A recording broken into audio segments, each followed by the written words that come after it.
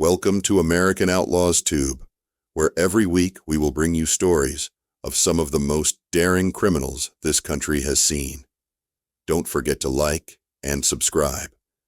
Now sit back, grab some popcorn, and enjoy a trip into history with American Outlaws Tube.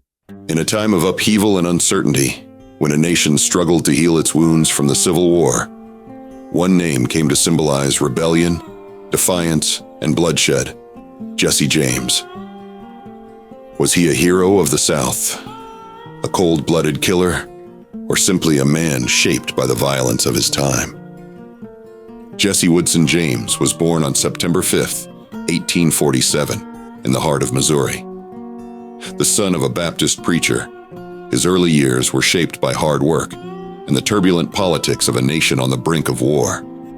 Missouri was a border state, torn between North and South, and its people were divided.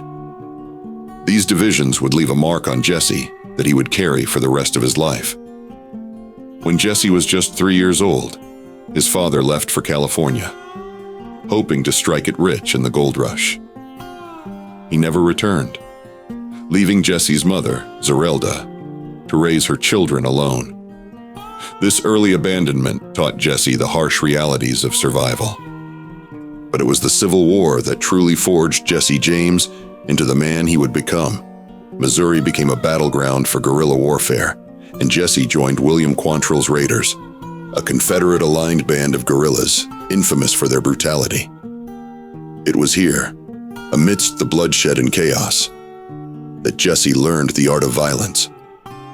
Before Jesse James became America's most infamous outlaw, he was a boy growing up in a fractured world, a world where survival meant taking sides and bloodshed was a way of life. This is where our story begins. Before the legend, before the guns and the robberies, Jesse James was just a boy, a farmhand growing up in the heart of Missouri. Born into a modest family, Jesse spent his early years working the land and attending church with his family, as was expected of a preacher's son. Jesse's father, Reverend Robert James, was a respected Baptist minister and a strict disciplinarian. But Jesse's life took a drastic turn in 1850 when his father decided to leave for California, chasing gold and prosperity in the West. Jesse was just 3 years old when he saw his father for the last time. Reverend James never returned. He died of cholera in California, leaving Zerelda to care for the family alone. This abandonment shaped Jesse's childhood and forged a bond between him and his fiercely determined mother. Zerelda James was no ordinary woman. She was strong, resourceful, and fiercely protective of her children. Left to manage the farm alone, she instilled in Jesse a deep distrust of outsiders and an unshakable loyalty to family. These lessons would guide him through the turbulent years to come. Jesse's childhood was shaped by the growing tensions between North and South. Missouri, a border state, was a hotbed of conflict and division. The James family's Southern sympathies made them targets of suspicion and hostility in a state caught between two worlds. The James family's loyalty to the South did not go unnoticed. During the Civil War, Union soldiers raided the family farm multiple times, accusing them of aiding Confederate guerrillas. These raids left an indelible mark on Jesse, fueling a deep resentment for Union forces and planting the seeds of rebellion. From a young age, Jesse James learned that life was a battle. The loss of his father, the hardships of farm life, and the violence of a divided nation set him on a path that would forever alter the course of his life and history itself. In 1861, the Civil War erupted, tearing the nation apart. Missouri, a border state, became a battleground for one of the bloodiest and most personal conflicts in American history. Families were torn in two, neighbors became enemies, and for young Jesse James, life would never be the same. Jesse's older brother, Frank James, had already joined the ranks of Confederate guerrillas, fighting in the shadows of the Civil War. It wasn't long before Jesse, still a teenager, followed in his brother's footsteps, joining a notorious band of bushwhackers. Under the leadership of William Quantrill, Jesse became part of one of the most feared guerrilla groups in the war. Known as Quantrill's Raiders, they waged a brutal campaign of ambushes, raids, and massacres, leaving a trail of destruction across Missouri and Kansas. The Lawrence Massacre of 1863 was one of the bloodiest events of the Civil War. Quantrill's raiders slaughtered nearly 200 unarmed men and boys, burning the town to the ground in retaliation for Union attacks on Confederate sympathizers. For Jesse, it was a turning point, a brutal initiation into the horrors of war. In 1864, Jesse was badly wounded during a skirmish with Union forces. Shot in the chest, he was nursed back to health by his family. This near-death experience didn't deter him. It only deepened his resolve and hatred for the Union. By 1865, the Civil War had come to an end, but the scars it left behind were far from healed. Missouri's guerrilla fighters, including Jesse, found themselves without a cause and without a home. For Jesse, the war had only changed form. It was no longer about the Confederacy. It was about survival. The Civil War may have ended, but for Jesse James, it was just the beginning of a new kind of conflict. One fought not for a nation, but for revenge, survival, and notoriety. It was here, in the ashes of war, that Jesse James the Outlaw was born. The war was over, but for Missouri's Confederate veterans, peace never truly came. Jesse and Frank James, along with a band of former guerrillas, found themselves outcasts, men without a country, branded as traitors by the Union, and denied a place in the new order.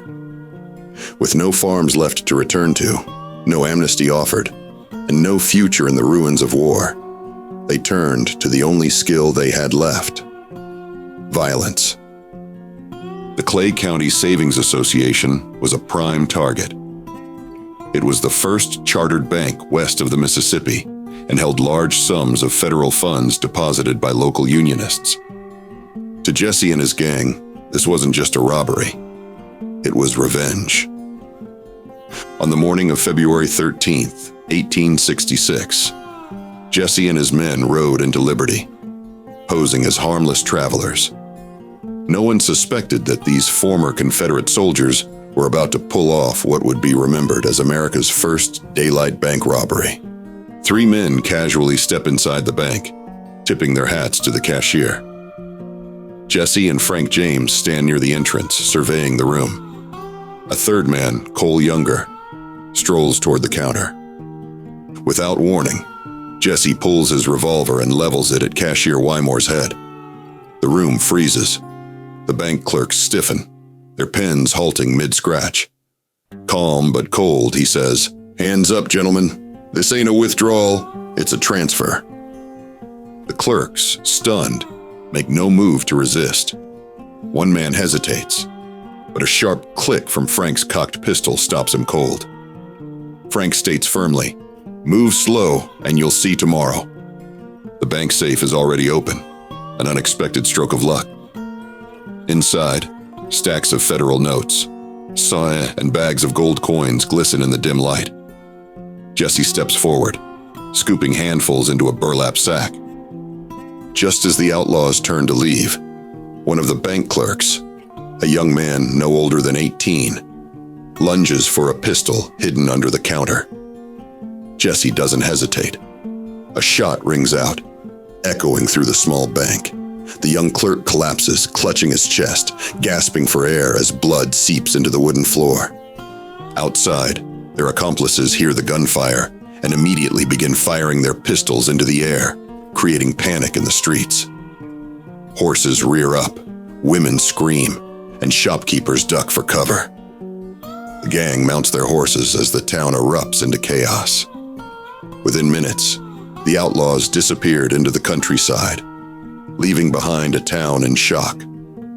They had stolen over $60,000 in cash and gold, an enormous sum for the time. The young clerk, a student from William Jewell College named George Wymore, lay dead, The Liberty Bank robbery had set a new precedent in American crime. The robbery stunned the nation. Never before had criminals so boldly struck in broad daylight and vanished without a trace. Newspapers were filled with reports of the daring raid, and the name Jesse James began to spread. But this was only the beginning. The young Confederate rebel had found a new war to fight, one that would make him a legend. Jesse James had tasted outlaw life, and he wasn't about to stop. This was just the first of many robberies, each bolder than the last. The war was over, but for Jesse, the battle was just beginning.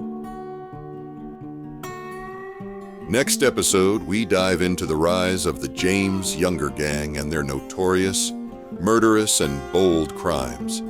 Please like, comment, subscribe, and turn on your notifications so you don't miss a minute of the life and crimes of Jesse James.